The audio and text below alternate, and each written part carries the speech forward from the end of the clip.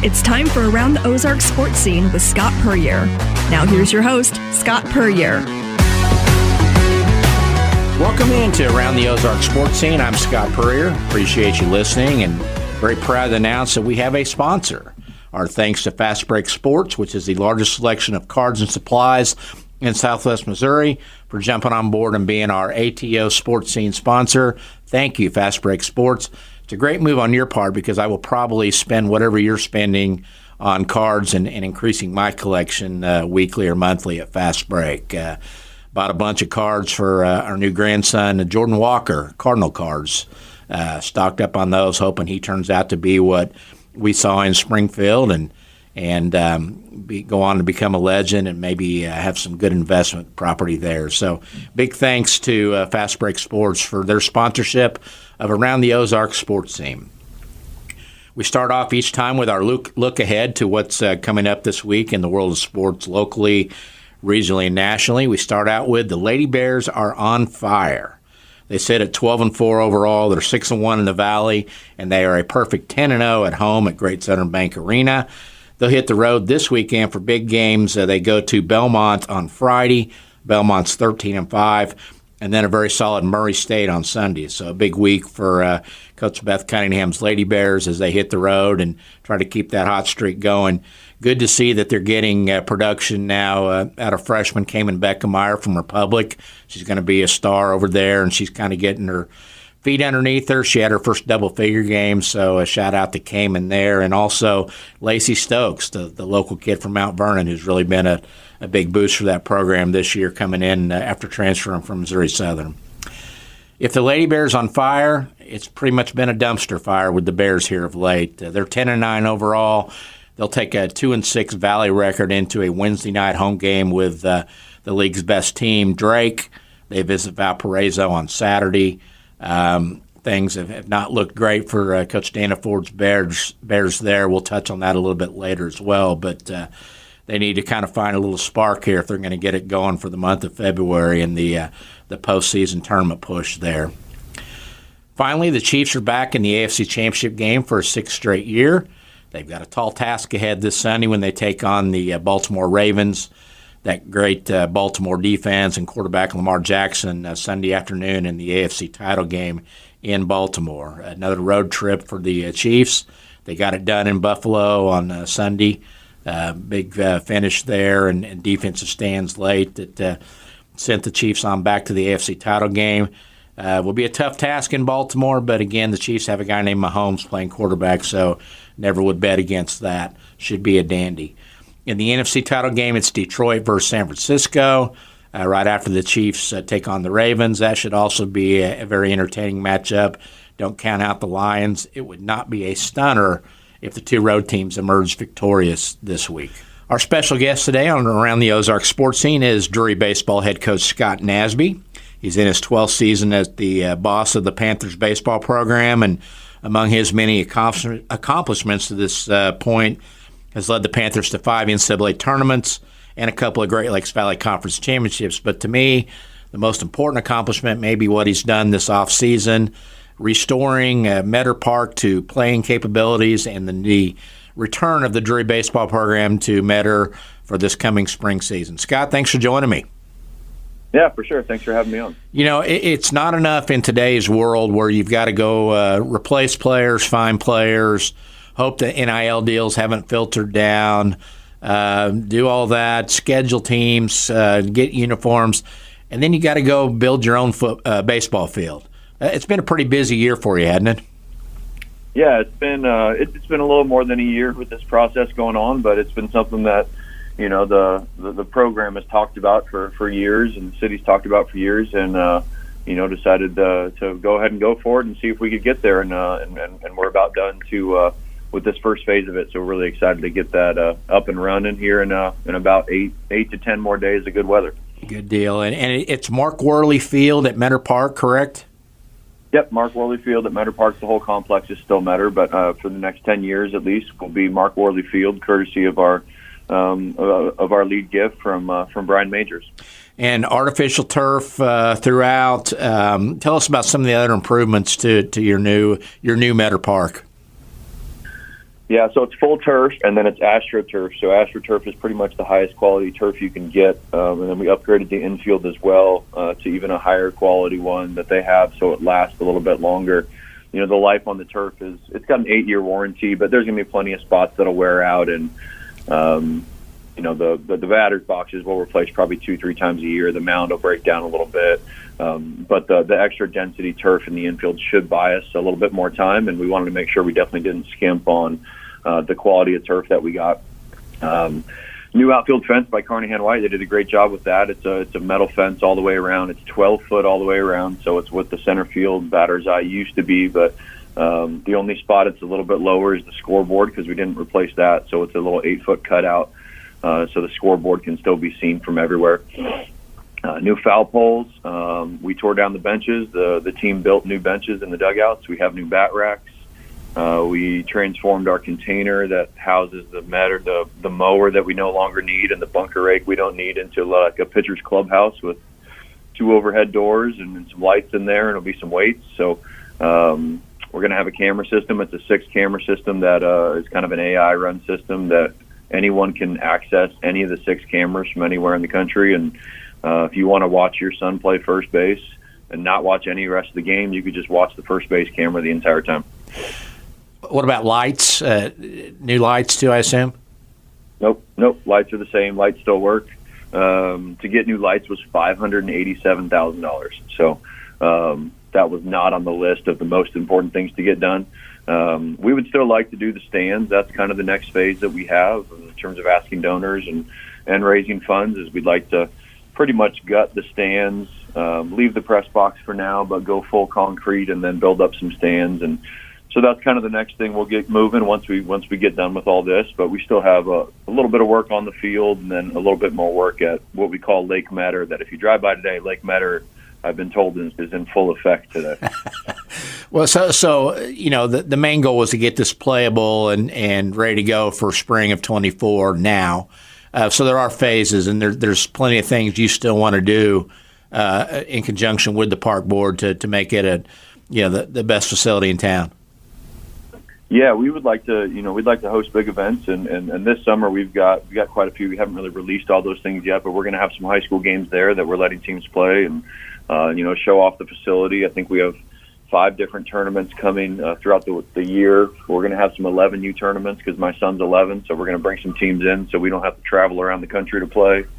We're going to host an MLB pitch hit and run on June 20th, I believe the date is. We'll put more information out about that, but we're excited to do that and be the area representative for the MLB pitch hit and run.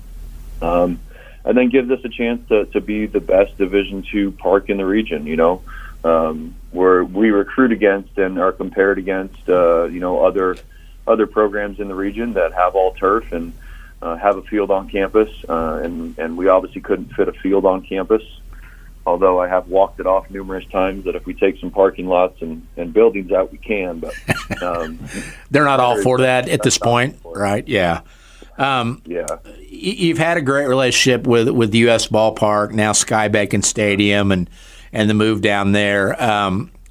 Talk about how maybe this changes things in terms of recruiting, the type of team you'll field going back to Meador, which, when Meador was the home for Drury when it fired back up in 2007, it was definitely a hitter's park and a little harder to recruit pitchers to the program back in that day for Coach Hag and Stratton. But how will things change now? Will it change your philosophy and your recruiting approach? Yeah, things have been great down there. I mean, we had 8 years down there, and obviously there's a lot of activity down there. But to be able to have an all-turf field at minimal cost and a great stand area and concessions for our fans, and that's all great. The biggest thing for us was we would like our own park for our guys to have a consistent home where we know we can get on there whenever we want. All hours of the day, 365 days. The university would like to have a revenue-generating field, and that allows us to do this. It allows us to host things in the summertime, and then it gives our guys a place that they know is the home of Drury Baseball going forward. And one of the things in recruiting is we would take kids out to U.S. Ballpark, which is, well, which is a great place once you get there. But you kind of finish your visit with a 20-minute trip down to Ozark away from campus. And although we don't do that trip all the time, because we would still use Meador in the past when it was grass and use our indoor facilities, which are great, it was just kind of always a little bit of a letdown to know that, well, we just left campus for 20 minutes, let's head on back and eat lunch. And parents and families start to think, hey, we got to jump on the highway all the time to do this every day for practice. That's quite a bit of travel. So it definitely has cost us some recruits. Can't tell you how many times that I appreciated Meador Park in my time at Drury as the SID when I could run from there back to my office at Drury between games and pick something up I'd forgotten. That was very convenient too. But, just the location by the mall, plenty of restaurant options there. I know that you're a big thinker and big picture. I'm sure you've got some food opportunities that'll be new too coming out there. Yeah, if you go in the concession stand right now, it is not ready for the 16th, but we're working on that. We've got a Blackstone that my dad has said he's going to come out and grill for us, so we'll try to find some people to be on the grill. Our goal is to try to have a food truck out there for every doubleheader day this year, so I'm starting to work on that and trying to give more food options, be open to having people bring food into the park. We want it to be a place where you're driving down Sunset, you've got 45 minutes free, and you see a game going on, and you jump into the park and catch some innings, and that's not something we've been able to do the last couple of years. And, just want to build the game and bring people back to the first baseball stadium in town. I think maybe Nichols was before Meador, and maybe even Silver Springs, but, I think in early 60s was when games started happening at Meador, and to have nothing on it really the last 7 years, that's something we wanted to change, and we want to grow the game from the middle. I know Springfield's a basketball town, but having an all-turf field now right in the middle of town hopefully can work our way back to being a baseball town. And you mentioned catch a couple innings if you got 45 minutes. You might be able to pitch a couple innings depending on which way the wind's blowing too if you've got some arm left, right? If you show up on a midweek game in April, we're going to need some pitching. So just enter in the left field gate as always and just hang out down there with our pitchers. Yeah, I'll never forget, and it very rarely happened, but I remember when Coach Stratton got tossed one time and he was able to go down and sit in the shed and watch it. Is that still a possibility, or will it be a little nicer shed now? Well, that current shed is sitting in the parking lot, and we are actually trying to figure out how we're going to get it back into the place because most of the gates are closed up and we don't have it back in. We are getting a new gator. There was a gentleman who I believe is now in jail who had broken into that building and was living there for a little while. So we need to get that place cleared out. There's still a lot to do. I sent a list to our staff, pages deep of what we need to do. We got to put new pads on the dugout, and we need to make sure we paint up the green wall for the foul pole when the foul pole to get set up, and get the new UTV, and the pitch clocks need to get installed here next week, and making sure trash cans are out. Just things that you haven't had to do the last few years because we haven't had fans in the stands. So first home game is February 16th, and then big dedication on March 2nd. That's really the calendar date we're trying to push to have everyone out there. And by the way, you need to get a baseball team ready to play in mid-February too, right? Among all these other things. Yeah, we got practice.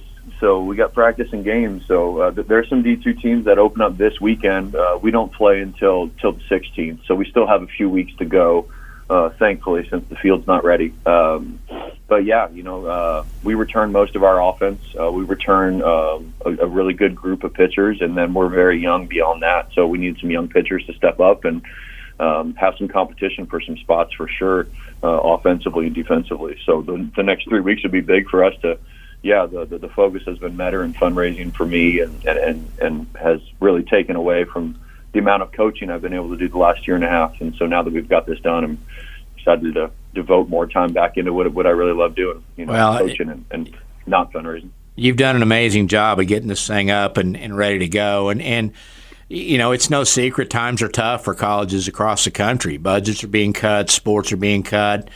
Talk about how this dream came to fruition. How many years ago was it in the making, and what was the initial step that you were able to convince your administration and folks that, hey, we can do this? Yeah, I think it started really way back when I started being a GA. My dad's in fundraising, and so he worked at a bunch of nonprofits. So when he would tell me he was going on trips to ask people for money for the higher ups, the Walmarts,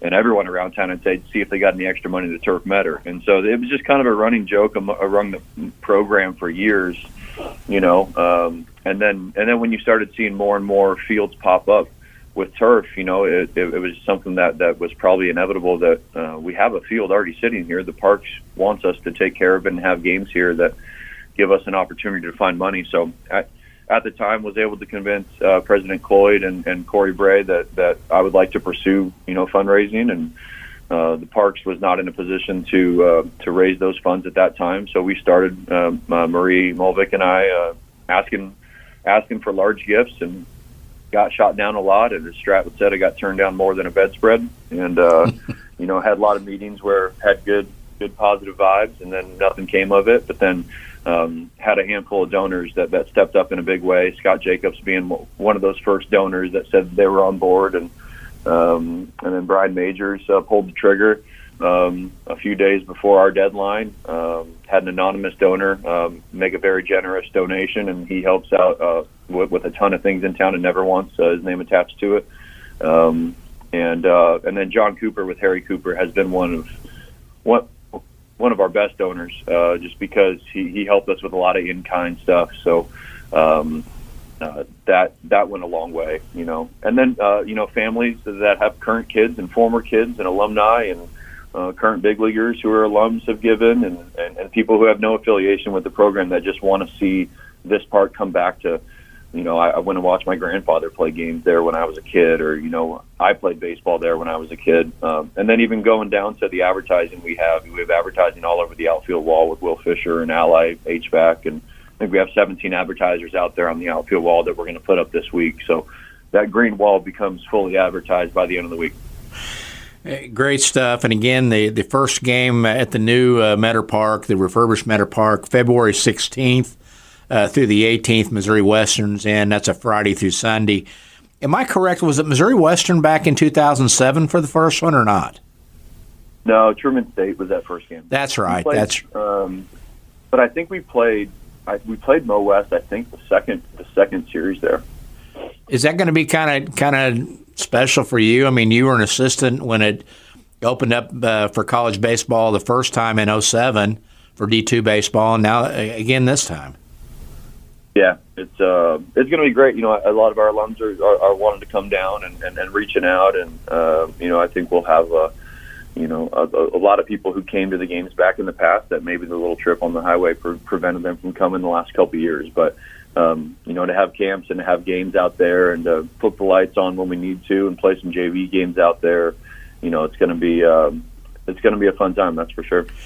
Let's talk a little bit about the baseball. You touched on it a second ago, but you've got a majority of your guys back from a team that won 30 games last year, went 19-6 at home at Sky Bacon Stadium down there. But one thing I look at it is, and knowing you going back to 2007, how has the GLVC makeup changed in baseball? I mean, I know Quincy's still there as a big rivalry, but it used to be Southern Indiana and Bellarmine and teams like that have gone out to try the D1 level.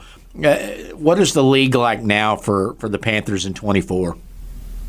Yeah, I kind of make a joke that the GLVC is kind of the OVC East, that if you win in the GLVC, you kind of just automatically get placed in the OVC. So it's changed, if you come out to Meador, we have from 2007, I guess 2006, Mike Choate put all the bricks up of all the teams that are in the league and their names, and they're all up there still. So you have SIUE, you have St. Joe College, which closed down. You have Bellarmine, you have Southern Indiana. Someone else is in there too. Northern Kentucky, were they on there? Yeah, Northern Kentucky was in there, but now you have Illinois Springfield, who has been one of the best teams in the league for a while. Indy made the World Series last year. Maryville jumped from D3 to us, and they've been competitive. We've added William Jewell, Truman State. We added Upper Iowa, unfortunately, this year, that we got to make some 8-hour northern trips into the snow in March. But, we got 14, 15 teams in the league, 14 teams this year, and then Lincoln is going to join us next year. They're going to add baseball. So There's a little bit of disparity in the league just in terms of who has scholarships and who doesn't, and what the facilities look like. And hopefully with our facilities, we're a little bit more in the haves instead of the have-nots. And again, 12 years, or entering your 12th year as a head coach, and a different world now in NCAA sports across the board. How has the transfer portal benefited or not benefited you? Have you had any NIL dealings that people ask about it? Kind of give us the state of the union for Division II baseball at Drury right now in those regards. Yeah, we've always done pretty well with transfers. We probably get more 4-year transfers than we do junior college kids, just because sometimes the financial or the academic things that come along with Drury are a little bit too much for junior college kids. But what it's done is just made the information more accessible to others. If you have good relationships among coaches in your region, you'll find out about who's transferring and when. Now all you have to do is pull up the app, and you can kind of see who's in there and get their contact information. So ultimately, we're competing with more people than we used to for transfers, which is good for the kids and good for the programs, I guess. We haven't really lost many of our kids to, hey, I'm going to leave and go try to find something better. We had a couple kids with their COVID year go play a couple different spots because we didn't have their graduate program or couldn't do a scholarship with a grad program. And Aaron Mann went out to St. John's and was a Big East All-Player of the Year, and Steven Randazzo went up to Maryville and ended up playing there because they had his degree. So I'm for it. I want the kids to make sure they make good decisions out of high school, and sometimes that doesn't happen for whatever reason it may be. But that's why we never try to rush guys into decisions here. If we have a kid visit, we want to make sure that they're making a commitment for 4 years, not for 2, not for 1, not for only if I start. We want to pick Drury because it's a great academic school. It's in a great town. They love the facilities. They love the small classes. They can financially afford it. And they understand that they're getting into a program that's starting to become established and have big roots with their alumni, and now we have great facilities.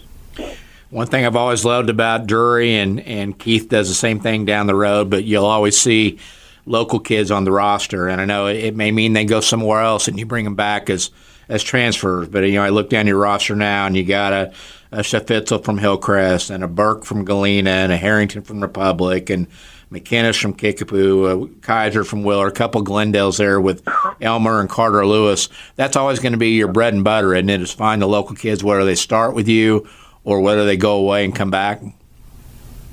Yeah, kids want to play in front of their families, and their families want to watch their kids play, and it's easier to do that if you're within a couple hours or a few minutes of playing. So, if there's enough talent in town, which there definitely is, we would love to keep those kids local.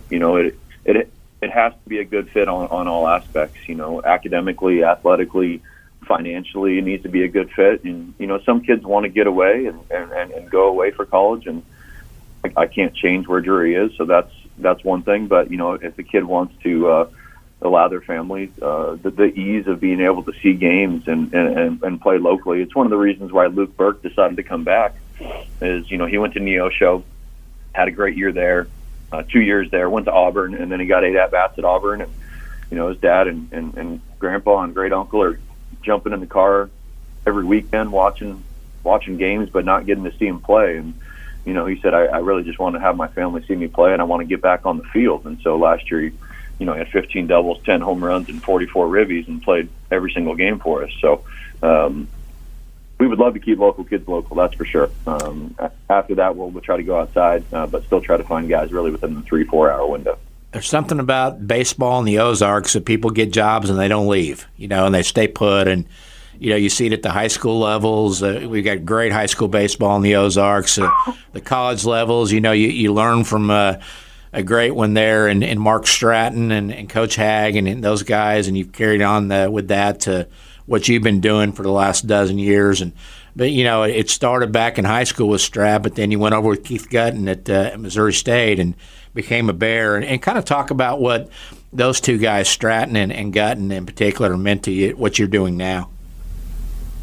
Yeah, I think Stratton just kind of instilled the family values that you need to have if you want to run a program. Doing the right things for the right reasons, and surrounding yourself with kids that kids and families that are doing the right things, and kids you want to be around. We spend a lot of time away from our families with the team and with the staff, and if we're going to sacrifice the family time, and the wife and kids are going to be on their own from January until May more often than they deserve to be, then I want to be around people I enjoy being around. So Stratton kind of instilled that in our program, that 1, you got to be a good person, 2, you got to be a good student, and 3, you got to be able to play. We're trying to win around here. We want to be competitive, but we're going to do that with people that we enjoy, that do the right thing. And then playing for Coach Guttin, now that I'm in year whatever as a coach, 18 maybe 17, 18. Just the consistency he's had over there, the loyalty to the program. It's wild that there's been 2 head coaches at SMS and Missouri State in the entire program, and how many years and big league ball players they've had. But that's something I've kind of inspiring to do here, is that I know every single alum in our program, as does Coach Guttin, that I have a cell phone of every single player that's ever played for us at Drury, and I can reach out to them, invite them to a game, see how their families are doing. Know that Dallas Williams' wife got stuck in the grass yesterday after she was working out, and talking to RJ Neese, because our coaches or our sons play together on an 11U team, and texting with Trevor Richards before he goes out to spring training, that I want to continue to build those relationships, and it's definitely something we try to do well here at Drury. And special shout out, you mentioned Coach Stratton and family, to his granddaughter Reese. I know she's going through some health issues down in Houston again, and what a battler she is. A great example of that toughness and that mentality, isn't she? Yeah. Reese came out battling CHD and had that surgery. That was in 2013, probably. It's probably 2013, and kind of knew this was going to happen, right? I think when she was born, that when she turned 10, 11, that she was going to have this other surgery. But she's as tough as nails, that's for sure, and she's got a great support system with Roy and Sarah and the whole clan. I think Stratton Gay were down there for a little while. I think they're back up here now, but the Stratton family is pretty legendary on how they support each other in the community, and we definitely have prayers out for Reese. Absolutely. Hang in there, Reese. Keep fighting. Guttin, this is the swan song for the guy over there that we've both known forever, and his final season as the Bears coach. Your thoughts on his retirement and what he's meant to baseball in this area? Yeah, it's something that it's been a staple in the community, where you see people jump from job to job, and with a lot of the sports over there as well, is that you need to have some stability with your coaching staff if you want to have some stability in the program, and that's something that Coach Guttin has done a fantastic job with. That that if you're being recruited over the course of the last 35 years, that he's going to be your coach, and this is the way it's going to be, and this is how you're going to be treated, and that doesn't happen very many places. To have 1,200 wins, maybe. Yeah, he's somewhere right around there. 1,200 wins is top 5 all time, and so to know that through the ups and the downs that he's going to be there for you, and put together a great staff and great facilities, and one of the most knowledgeable and legendary coaches of the sport, and to have them in our town definitely boost our town in terms of being a baseball city. It seems like with the time he's been there that this ought to be one of those, like the NBA guys, where every venue he visits this spring, there ought to be some kind of a gift or a farewell gift or something. What would you give Coach Guttin? Probably a coat. He's always got numerous layers of coats on, so he's always been very cold-natured. So if you see him out there, he's on the top step for sure, but he's definitely got 2-3 coats on. So now that he's going to retire, and he's still going to be out there, I'm sure, in the stands. So he might need one more layer of warmth for February baseball. Any good Guttin horror stories from your playing days? So we were playing at Price Cutter back in the day. It was when it was grass, so this would have been either freshman or sophomore year before Hammond's, and we get Quiznos pretty much for lunch every single time, just like our guys get Chick-fil-A or they get half a gargantuan sub from Jimmy John's, and everyone gets sick of it. We would either get Arby's or we'd get Quiznos, because Quiznos was in the gas station right up the street, and we were losing to someone. I don't know what it was, but it was after a doubleheader. So everyone has had their Quiznos, which was made at probably 11 o'clock, and you're eating it at 2, and they toast their subs, which are great if you eat them right away, but if you eat them 3.5 hours later, they're soggy, and it's half shredded lettuce. So everyone takes their lettuce off, and by the end of the game, you got lettuce everywhere, mustard packets everywhere. G comes down into the dugout, and it was either G or 20, one of the two, to kick a trash can or move, and slipped on the mustard packets and shredded lettuce that was all over the ground. And it was one of those where you have to turn your head and try not to laugh, because you know that he's doing that because someone on the team isn't performing well enough. But to see someone slip on some shredded lettuce was a tad enjoyable at the time. I need to line up about 10 or 15 of you guys and with a Guttin story each for the farewell there. We may see if we can do that, because I've heard the famous playing football, touch football when you're not supposed to, and there was one story about him trying to climb over the outfield fence when he got a jet and he couldn't get over the fence or something. There's a lot of them out there, aren't there? Yeah, we had one that was not so memorable for any of us down at Ole Miss after we took a loss down there in the morning on the way back. So, but that's those are the memories that you always remember, and sometimes now as a coach you try to forget. That's for sure. Well, February 16th, the grand reopening of Meador Park, Mark Orley Field at Meador Park, 16th to the 18th of Missouri Western. Is that a Friday, March 2nd, or Saturday, that official ceremony? It's a Saturday. Saturday at 11:30, 11:40 is probably when we'll start the ceremony. We'll put some information out here pretty soon. We are going to have 500 snapback hats, courtesy of J.J. Sobuski at Carson's Nursery. So first 500 in the park will get a Drury logoed hat with the leather patch on the front. It's a pretty cool hat. It's a doubleheader Saturday, single Sunday against Augustana. And, Augustana made the World Series last year. They've won the national title before, so that'll be a tough weekend. We're not bringing any cookies in that weekend, that's for sure. Awesome. Naz, great job on what you've done at this point. Hope you have a great spring, and thanks for your time. Thanks, Scott. I appreciate the coverage, and we'll see you out there. Time for our Scott's Thoughts segment, where I ramble on about things that are either bothering me or I want to praise out there in the world of sports locally. Start off with the fact that I am tired of football offensive coaches feeling the need to show us they are geniuses. Let's take the Chiefs, for example. Isaiah Pacheco's getting 8, 9, 10 yards a run down the field. The Chiefs get down inside the 5-yard line. It's time to go score. And what do? They dial up a jet sweep from a tiny receiver, leads to a fumble, or they try a shovel pass to an eligible tackle. Cutesy stuff like that. Here's the deal. Give the ball to Pacheco. Let him run straight ahead like he does, like a car running through basically a hay bale. And then I will consider you a genius because you've done the right thing there to get it done and get the job done and get the touchdown. That's not just the Chiefs. That's happened in a lot of places if you watch football these days. Moving on, there's something terribly wrong down at Arkansas with the basketball team. Coach Eric Musselman's squad has no chemistry. They have no clue on what they're trying to do on offense. And there's no effort on defense or rebounding. That's a bad combination all the way around. Coach Muss seems to come to the press conferences and say they're not listening, we're telling them to do this and all that. Here's the deal. You're paid $4.2 million a year to make them listen and to pick the players who will listen to you. So that's on you, Muss. Don't try to pass it off. If you've got 15 guys on the roster, play the 5 that want to listen to you and want to play hard. And, of course, this is not great timing for the Razorbacks to hit this little slump that they're in right now because ESPN's College Game Day comes to Fayetteville on Saturday to Bud Walton Arena for a matchup with Kentucky. So he's pulled them out of this type of thing before. He may have more talent than he's had since he's been down there with this group, but they got to figure it out here pretty quick. Speaking of trying to figure it out, I'm not sure why, don't get me wrong, I like Dana Ford, a great person. I think he's been good for Springfield, but I'm not sure why Missouri State just doesn't go ahead and pull the plug on this era now. Maybe name assistant coach Jay Spoonhour as the interim. Of course, he's the son of the late, great coach Charlie Spoonhour. And let Jay kind of give it a crack for the last 5 to 6 weeks of the season.